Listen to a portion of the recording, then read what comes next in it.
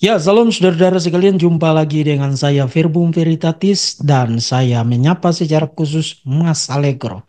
Yes, Mas Allegro, saudara saya di dalam kemanusiaan tapi secara teologis adalah penyembah berhala bersama dengan rekan-rekan yang sejawatnya itu. Why? Karena mereka berdoa kepada Maria, memanggil-manggil Maria, memberi salam kepada Maria, membuat devosi kepada Maria, dan orang-orang kudus yang notabene Maria dan orang-orang kudus itu sudah mati ya. Nah, praktik itu saudara-saudara, pertama itu menambah-nambahi Alkitab firman Tuhan. Alkitab mengatakan jangan tambah-tambahi firman Tuhan, nanti kamu dianggap sebagai pendusta.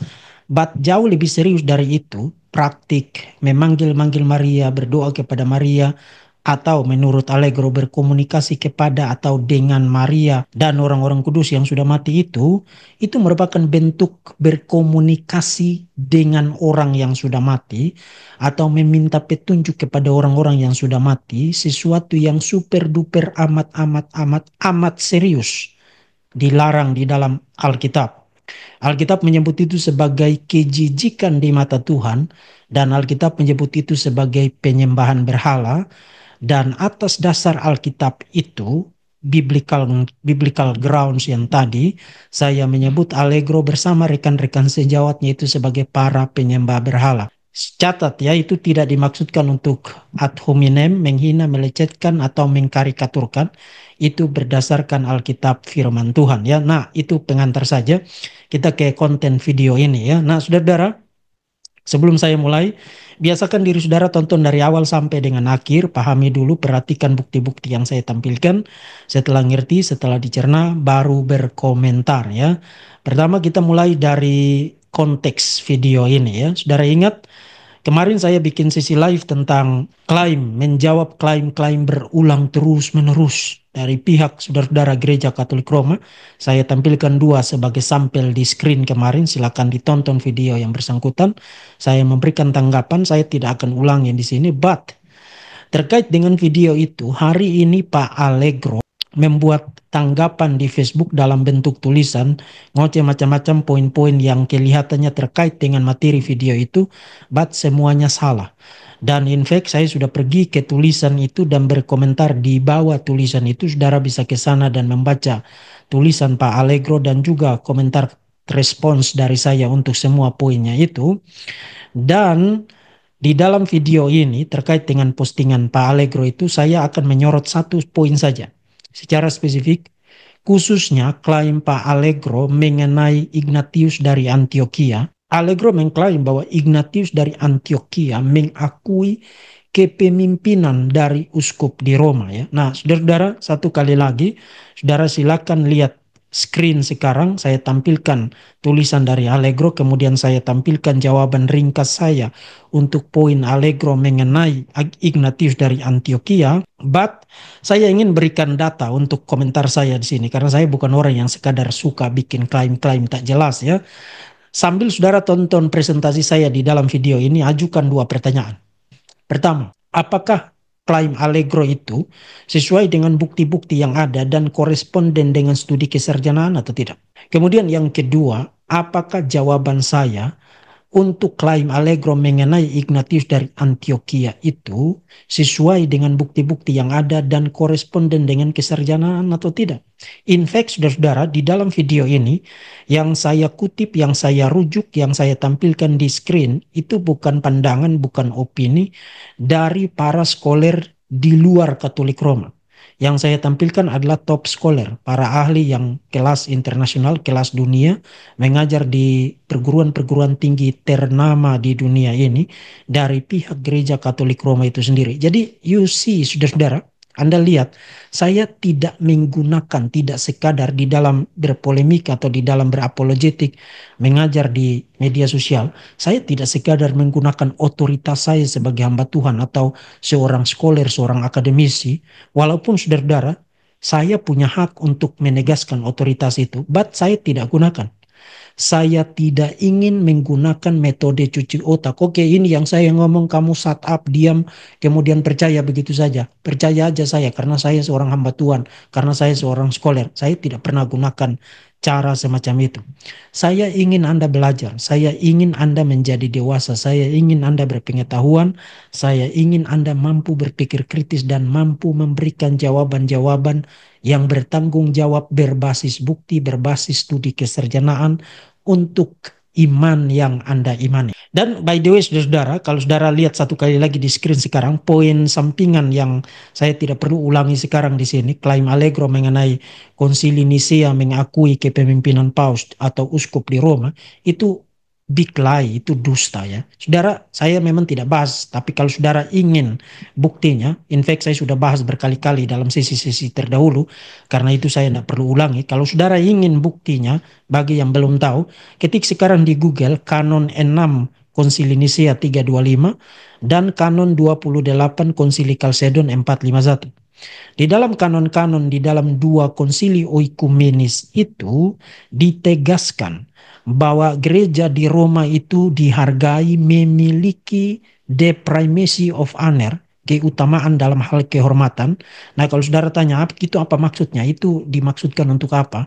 Jawabannya sederhana, karena gereja di Roma itu berdomisili atau berlokasi di capital city, di ibu kota kerajaan Romawi pada masa itu. Jadi of course dihargai dengan memiliki the primacy of honor, keutamaan kehormatan. But yang tidak diberikan atau yang tidak digrant oleh bapak-bapak gereja di dalam konsili Nisea dan juga konsili Kalsedon adalah keutamaan dalam hal yurisdiksi, not the primacy of jurisdiction, seperti klaim Vatikan I yang hari ini dipercayai oleh Allegro ya. But satu kali lagi saya tidak akan elaborate itu karena itu saya sudah bahas berkali-kali. Jadi itu dusta. Nah, sekarang mari kita fokus kepada Ignatius dari Antioquia yang digadang oleh Mas Allegro. Seakan-akan Ignatius dari Antioquia itu mengakui keutamaan, mengakui kepemimpinan yurisdiksi uskup di Roma. Saudara, di dalam video ini akan saya buktikan klaim Allegro itu adalah sebuah dusta, adalah sebuah klaim yang tidak benar. Dan untuk membuktikan itu satu kali lagi saya tidak akan kutip dari orang di luar Katolik. Kalau saya kutip dari para teolog Protestan kan kamu tidak percaya. Kalau saya kutip dari teolog Gereja Timur kan kamu tidak percaya. Saya akan kutip hanya dari top scholar, para scholar yang punya nama, punya reputasi internasional dari dalam kalangan Gereja Katolik Roma itu sendiri. Dan itu akan satu kali lagi membuktikan omong kosong bahwa Gereja Katolik Roma itu tidak ada perbedaan pendapat. Top scholars ini kalau saudara lihat posisi mereka, mereka tidak setuju dengan Vatikan I loh, yang mengklaim bahwa kepausan itu merupakan the constant custom of the church, satu kebiasaan yang terus-menerus tetap dari gereja, mulai dari para rasul sampai dengan ketika dogma itu didefinisikan. Itu big lie, itu hoax itu. Nah, oke. Sebagai acuannya kita harus mulai dari surat Ignatius kepada jemaat di Roma, khususnya bagian pembukaannya atau bagian salamnya di dalam surat itu. But sebagai konteks, in case kalau saudara tidak terlalu jelas siapa ini Ignatius dari Antioquia, Ignatius dari Antioquia adalah seorang bapak apostolik. Disebut bapak apostolik karena tokoh-tokoh ini hidup menjembatani era para rasul di abad pertama dan era bapak-bapak gereja mulai dari pertengahan abad kedua dan seterusnya. Mereka hidup mulai dari akhir abad pertama sampai dengan paroh pertama abad kedua. Makanya mereka disebut sebagai bapak-bapak apostolik ya. Nah, ada beberapa di antara mereka, satu kali lagi kita hanya fokus kepada Ignatius dari Antioquia. Ignatius dari Antioquia adalah seorang uskup di Syria yang pada awal abad kedua sekitar tahun 107 atau ada yang mengatakan tahun 110 whatever. Pada awal abad yang kedua itu ditangkap pada masa pemerintahan Kaisar Trajanus, ditangkap di Syria karena tidak mau menyangkal Yesus dan tidak mau tunduk menyembah berhala-berhala, menyembah Kaisar, ditangkap lalu dibawa ke Roma untuk menjadi martir. Nah, dalam periode perjalanan dari Syria, Antioquia ke Roma itu, Ignatius menulis 7 surat dan salah satu suratnya adalah dia tulis ditujukan kepada jemaat di Roma. Nah, itu konteksnya ya. Nah, sekarang mari silakan perhatikan screen. Saya tampilkan bagian salam pembuka dari surat Ignatius kepada jemaat di Roma. Kita akan baca bersama-sama, saya terjemahkan dari Ignatius yang juga disebut pembawa Allah kepada jemaat yang telah memperoleh rahmat oleh kebesaran Bapa yang Maha Tinggi dan Yesus Kristus anaknya yang tunggal, jemaat yang dikasihi dan diterangi oleh kehendak Dia yang menghendaki segala sesuatu sesuai dengan iman dan kasih Yesus Kristus Allah kita. Gereja yang memimpin di wilayah Romawi. Saudara perhatikan yang saya kasih bold, huruf miring dan garis bawah itu. Memimpin di wilayah Romawi, bahasa Yunaninya prokatetai en topo koriu romanion, yang layak di hadapan Allah, yang layak dihormati, layak diberkati, layak dipuji, layak sukses, layak dalam kekudusan, dan unggul dalam hal kasih. Di dalam bahasa Yunaninya menggunakan kata yang sama seperti di atas, yang saya kasih huruf miring tebal dan garis bawah itu, prokatemene tes agapes, memimpin di dalam kasih. Nah, masih ada lanjutan dari bagian salam pembuka itu. Saudara bisa lihat sekarang di screen, tidak akan saya bacakan karena bagian yang relevan yang tadi saya terjemahkan bagi saudara-saudara sekalian. Intinya begini saudara, dua kali di dalam bagian salam tadi, seperti yang tadi saya perlihatkan di dalam bahasa Yunaninya, Ignatius menggunakan kata memimpin. Jadi dia menggunakan kata itu untuk jemaat di Roma. Jemaat di Roma memimpin di wilayah Romawi dan memimpin di dalam kasih. Nah, apa maksudnya memimpin di wilayah Romawi dan memimpin di dalam kasih? Menurut sejumlah teolog Katolik yang lama-lama itu, yang juga diikuti oleh Allegro, mengatakan bahwa itu membuktikan Ignatius mengakui keutamaan yurisdiksi dari gereja di Roma. Nah, pembacaan sekilas terhadap bagian salam pembuka itu saja memperlihatkan bahwa Ignatius, satu kali lagi, tidak bicara tentang uskup di Roma seperti yang diklaim oleh Patris Allegro. Ignatius in fact di dalam seluruh isi surat itu tidak mention satu kali pun mengenai ada uskup di Roma. Di dalam bagian salam pembuka itu Ignatius bicara tentang gereja di Roma, dan itu tidak sama dengan klaim Allegro mengenai uskup di Roma. Gereja dan uskup itu dua entitas yang tidak boleh dilebur, diblender menjadi satu dan sama ya. But supaya saudara tidak menuduh saya membuat komentar saya sendiri dan kemudian nanti ditolak mentah-mentah oleh Allegro, sekarang mari kita lihat dua top scholar Katolik yang memberikan komentar bukan hanya mengenai surat Ignatius kepada jemaat di Roma, khususnya bagian pembukaan salamnya itu, tapi juga mengenai situasi jemaat di Roma pada abad yang pertama. Kita mulai dari scholar yang pertama, Francis A. Sullivan. Saudara bisa lihat biografinya secara ringkas ada di screen, termasuk juga literatur yang saya rujuk, sumber yang saya rujuk dari Sullivan ya. Dia seorang scholar Katolik dan seorang Jesuit priest ya, seorang imam Jesuit. Kita mulai dari kutipan yang pertama dari Sullivan. Sullivan mengatakan begini, surat ini, jadi ini dia satu kali lagi berkomentar tentang surat Ignatius kepada jemaat di Roma ya. Surat ini sangat berbeda dengan surat-surat lain yang ditulis Ignatius. Sementara surat-surat lainnya terutama membahas tentang kesatuan gereja lokal di bawah kepemimpinan uskup dan para penatua. Ignatius tidak menyebutkan uskup atau penatua dalam suratnya kepada jemaat di Roma. Perhatikan yang saya kasih garis bawah huruf tebal dan huruf miring itu ya. Ignatius tidak menyebutkan uskup atau penatua-penatua dalam suratnya kepada jemaat di Roma. Nah, sekarang saudara ingat jawaban saya di Facebook untuk Allegro di situ. Saya mengatakan Ignatius tidak bicara apa-apa tentang bishop atau uskup di Roma di dalam suratnya, dan Sullivan setuju dengan saya. Dan mari kita lanjut, dan ia juga tidak menyertakan nasihat untuk bersatu. Sebaliknya, ia membuat seruan berapi-api kepada komunitas atau jemaat di Roma untuk tidak melakukan apapun yang dapat menghalangi dirinya mencapai tujuan kemartiran. Ignatius jelas berpikir bahwa beberapa anggota gereja Roma memiliki pengaruh yang cukup untuk membuat hukumannya dibatalkan, dan dia menulis untuk mencegah mereka dari intervensi semacam itu atas namanya. Nah, itu komentar yang pertama secara umum mengenai apa yang dikatakan Ignatius kepada jemaat di Roma melalui suratnya itu. Sekarang mari perhatikan komentar Sullivan tentang bagian salam pembuka. Ini komentar yang khusus sekali untuk bagian salam pembuka yang tadi saya sudah perlihatkan di screen ya. Sekarang mari kita baca dua kutipan dari Sullivan. Kutipan yang pertama mengatakan begini, salam yang digunakan Ignatius untuk memulai suratnya kepada jemaat di Roma telah menimbulkan banyak perdebatan tentang apakah itu, maksudnya bagian salam itu yang ada dua kata memimpin itu, apakah bagian itu berarti Ignatius menyematkan peran keutamaan kepada gereja di Roma. Nah, itu perdebatannya itu ada di situ.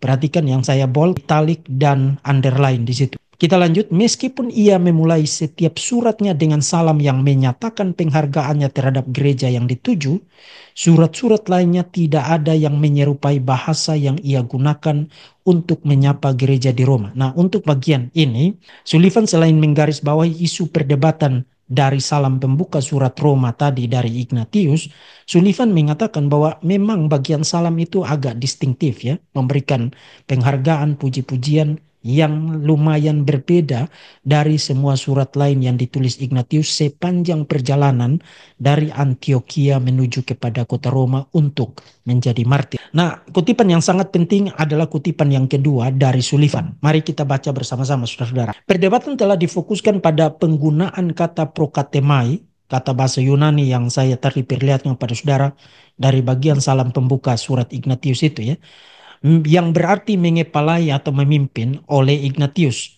yang muncul dua kali. Nah, stop dulu sampai di sini. Saudara silakan perhatikan screen saya lagi. Apakah komentar saya di Facebooknya Allegro itu sesuai atau tidak? Yes, dua kali muncul.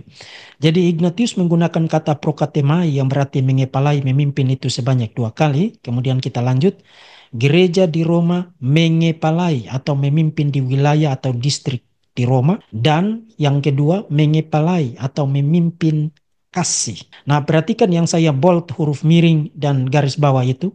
Para sarjana Katolik yang lebih tua telah melihat di sini sebuah pengakuan akan keutamaan gereja Roma atas gereja di seluruh wilayah Romawi. Nah, saudara perhatikan inilah posisi para sarjana Katolik yang terdahulu dan tampaknya Allegro ini tidak update ya. Dia masih ikut pandangan terdahulu yang sekarang sudah ditinggalkan oleh para sarjana Katolik yang lebih terkini ya atau lebih kontemporer ya. Mari kita lanjut. Namun kata yang diterjemahkan distrik atau kata bahasa Yunaninya korion berarti wilayah yang terbatas seperti kota atau kota kecil. Kemudian dia berkomentar lagi tentang kasih. Kasih, bahasa Yunaninya agape, kadang digunakan sebagai sinonim untuk persekutuan yang pada gilirannya dapat berarti komunitas Kristen. Oleh karena itu beberapa penulis Katolik mengartikan mengepalai dalam kasih atau mengepalai kasih di situ berarti mengepalai seluruh gereja. Nah, itu pandangan yang lama ya. Sekarang perhatikan kalimat terakhir yang saya kasih huruf miring, tebal, dan garis bawah. Itu adalah posisi dari Sullivan. Namun, jadi dia membantah pandangan Katolik yang lama itu. Nah, dia juga Katolik ini, seorang imam Jesuit ini. Namun para ahli yang sekarang, jadi pandangan terkini sekarang. Namun para ahli yang sekarang umumnya setuju bahwa Ignatius mengkaitkan gereja Roma dengan keunggulan dalam hal kegiatan amal atau charity daripada keunggulan secara yurisdiksi. Jadi Sullivan tampaknya ada di pihak saya ketimbang ada di pihak Allegro. Pandangan Allegro itu sudah outdated, itu sudah ketinggalan zaman ya. Pandangan kesarjanaan yang lebih terkini, state of the art mengenai isu ini itu adalah apa yang dinyatakan Sullivan di sini. Ignatius tidak bicara tentang kepemimpinan yurisdiksi gereja di Roma, apalagi uskup di Roma yang dia tidak sebut sama sekali itu. Ignatius bicara tentang gereja di Roma unggul atau terutama di dalam hal kegiatan charity atau dalam hal kegiatan amal. Nah, itu sarjana Katolik yang pertama ya. Sekarang kita pindah kepada sarjana Katolik yang kedua. Kali ini dia seorang ahli sejarah mengajar sebagai profesor dulunya ya, sekarang sudah pensiun, masih hidup, Emon Duffy, mengajar sebagai profesor sejarah di Cambridge University. Saudara lihat, saya tidak kutip dari orang gombal gembel berdiri di pinggir jalan. Ini orang-orang yang sangat terkenal sekali. Tadi Sullivan itu mengajar sebagai profesor di Boston College, yaitu juga perguruan tinggi Katolik yang sangat terkenal di Amerika ya. Nah, mari kita mulai dari komentar Emon Duffy, khususnya waktu dia bicara tentang situasi jemaat-jemaat di Roma pada abad yang pertama dalam kaitan dengan perkembangan episkopasi atau perkembangan keuskupan. Tentang sebuah gereja, perhatikan bukan tentang the church atau gereja itu. Seakan-akan di Roma itu hanya ada satu gereja raksasa besar, kemudian seorang ngumpul di situ. No, dia bicara tentang gereja-gereja lokal, tentang sebuah gereja, bukan tentang the church. Karena organisasi Kristen di Roma lebih mencerminkan organisasi komunitas Yahudi yang darinya gereja itu tumbuh. Sinagoge-sinagoge di Roma tidak seperti sinagoge-sinagoge di Antioquia, tidak memiliki organisasi pusat. Masing-masing menjalankan ibadahnya sendiri, mengangkat pemimpinnya sendiri, dan mengurus anggotanya sendiri. Dengan cara yang sama, saudara perhatikan menurut dia gereja-gereja lokal di Roma pada abad pertama mengikuti sistem ibadah kepemimpinan di sinagog-sinagog Yahudi. Dia bilang begini, dengan cara yang sama, yang saya tebal huruf miring dan garis bawah, dengan cara yang sama, tatanan komunitas Kristen mula-mula di Roma tampaknya mencerminkan organisasi sinagoge-sinagoge yang pada mulanya menaunginya. Dan perhatikan yang saya huruf miring tebal itu, terdiri atas konstelasi gereja-gereja yang independen yang bertemu di rumah-rumah anggota komunitas yang kaya. Lalu perhatikan yang saya garis bawah huruf miring tebal itu, masing-masing gereja rumah, ini bicara tentang komunitas Kristen di Roma ya, masing-masing gereja rumah ini memiliki pemimpinnya sendiri, yaitu para penatua atau presbyters. Ini pada abad pertama. Mereka sebagian besar terdiri dari para imigran dengan proporsi yang tinggi dari para budak atau orang-orang yang telah dibebaskan dari status budak. Di antara mereka, nama Paus Eleutherius yang pada pertengahan abad kedua berarti orang yang telah dibebaskan, maksudnya dibebaskan dari status budak. Sekarang mari kita lanjutkan masih komentar Emon Duffy mengenai situasi kepemimpinan jemaat di Roma pada abad yang pertama. Pada awalnya memang tidak ada paus. Ini Emon Duffy loh, ini bicara tentang gereja di Roma pada abad pertama. Pada awalnya tidak ada paus, tidak ada uskup. Karena gereja-gereja di Roma terlambat, maksudnya belakangan dalam hal mengembangkan jabatan kepala presbiter atau uskup. Pada akhir abad pertama, pola otoritas Kristen yang longgar dari generasi pertama orang percaya mulai bergeser ke arah kekuasaan yang lebih terorganisir dari seorang uskup untuk setiap kota yang didukung oleh Dewan Penatua. Perkembangan ini setidaknya sebagian merupakan respons terhadap penyebaran ajaran-ajaran palsu atau bidat. Jadi saudara perhatikan, menurut Emon Duffy, gereja-gereja di Roma terdiri dari gereja-gereja Roma, memiliki ibadahnya masing-masing independen dalam hal kepemimpinan. Nanti pada akhir abad pertama baru mereka mulai bergerak ke arah sistem keuskupan. Itu pun kalau saudara baca secara keseluruhan, memang saya tidak tampilkan, tapi silakan cek sendiri kalau saudara punya bukunya. Menurut Emon Duffy, baru ada bukti jelas ada uskup di Roma itu pada pertengahan abad kedua, pada masa uskup yang tadi dia sebutkan, yang namanya Eleutherius itu. Pada akhir abad pertama itu belum ada buktinya, tapi dia menduga begitu. In fact, nanti waktu dia komentar tentang Ignatius dari Antioquia pada awal abad yang kedua, dia bilang Ignatius dari Antioquia tidak tahu bahwa ada uskup di Roma, karena itu sangat mungkin di Roma belum ada uskup pada waktu Ignatius awal abad kedua menulis suratnya kepada jemaat di Roma.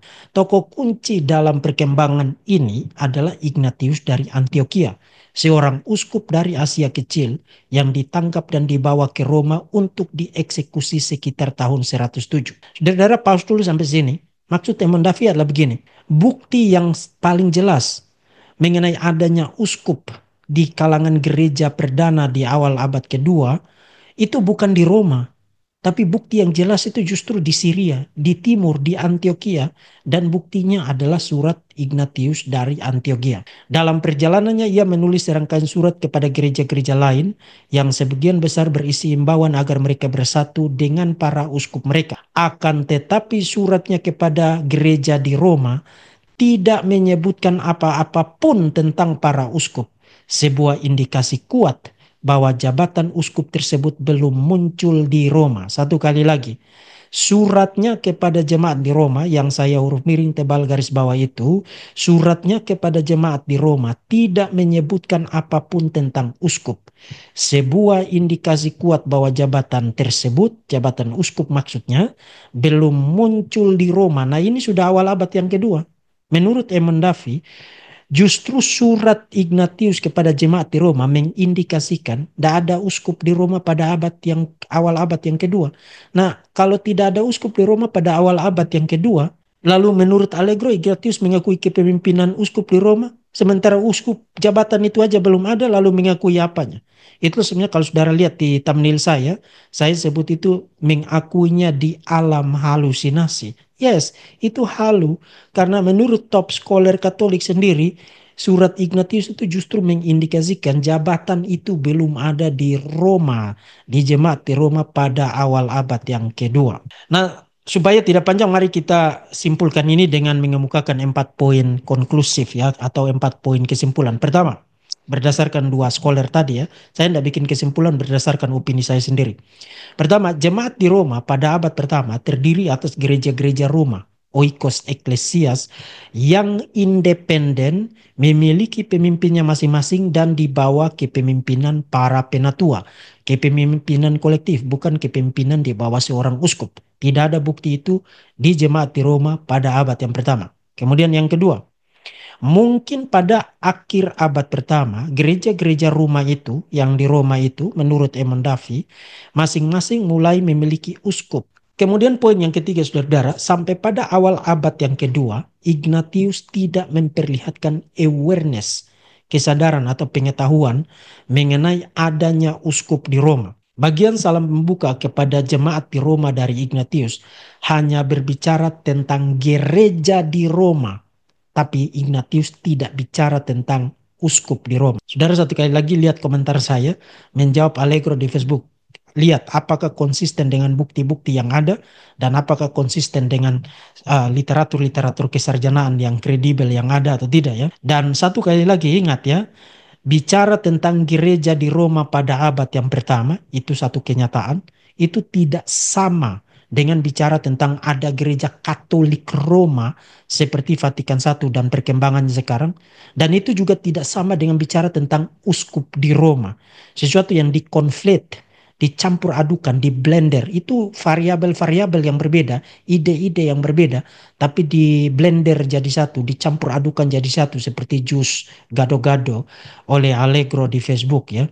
Dan yang terakhir, kesimpulan yang terakhir keempat, bagian salam pembuka dalam surat Ignatius kepada jemaat di Roma, ketika dia bicara dengan intonasi memuji jemaat itu, sebanyak 2 kali dia gunakan kata memimpin. Di dalam konteksnya, Ignatius tidak bermaksud sama sekali bicara mengenai keutamaan yurisdiksi seperti klaim Vatikan I. Itu klaim hoax, tidak ada dasarnya.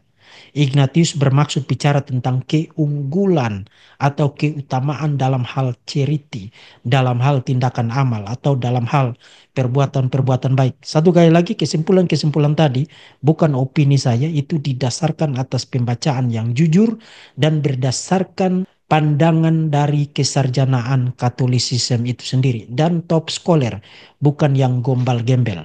Sampai di sini saudara terbukti bahwa sementara Mas Allegro membuat false claim, sebuah klaim dusta, jawaban-jawaban saya di Facebook melalui komentar tanggapan saya itu persis koresponden dengan bukti yang ada dan pandangan-pandangan kesarjanaan, even pandangan-pandangan kesarjanaan Katolik itu sendiri. Ini memperlihatkan Mas Allegro perlu mengambil banyak sekali waktu membaca literatur-literatur atau karya-karya kesarjanaan Katolik itu sendiri jauh lebih banyak ketimbang menghabiskan waktunya untuk melakukan propaganda-propaganda tanpa data, hanya omon-omon bermodalkan klaim otoritas sebagai klerus dengan metode cuci otak yang sungguh sangat tidak mendidik. Silakan nilai sendiri saudara-saudara, siapa yang jauh lebih kredibel mengemukakan posisinya. By the way, satu kali lagi, jadilah dewasa, berpikir kritis, jauhkan diri Anda dari orang-orang yang sekadar klaim-klaim modal otoritas, melakukan cuci otak tanpa bukti sama sekali. Tuhan kiranya memberkati Anda sekalian. Salam.